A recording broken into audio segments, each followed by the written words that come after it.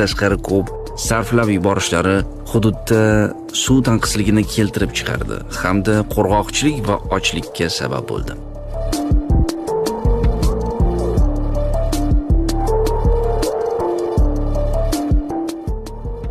(1972-1984 yillar oralig'ida, ya'ni 12 yil davomida bu hududdagi qurg'oqchilik tufayli 100 mingdan ortiq odam halok bo'ldi.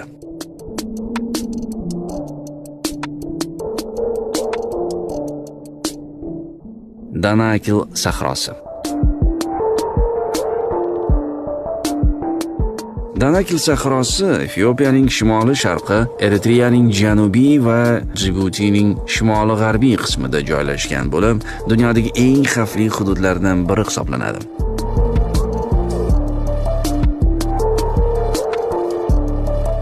Bu yer zaharli gazlar ajratib chiqaruvchi kuchli vulqonlari, geyzerlari hamda haddan tashqari issiq havo harorati bilan ajralib turadi.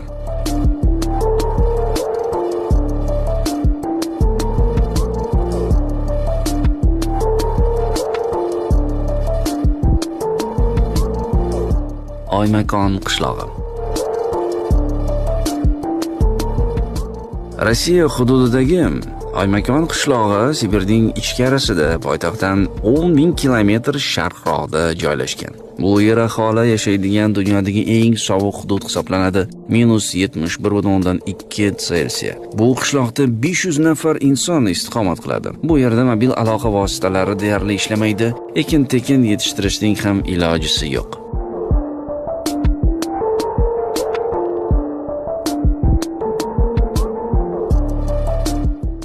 Suriya davlati.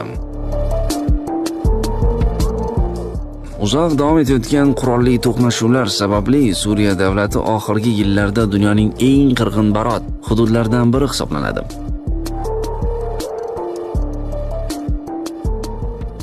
Urush iskanjasida qolib ketgan ushbu mamlakat aholisi doimiy otishmalar, oziq-ovqat mahsulotlarining va tibbiy yordamning yo'qligidan, uzoq qamallardan va hattoki kimyoviy qurollarning qo'llanishidan aziyat chekadilar.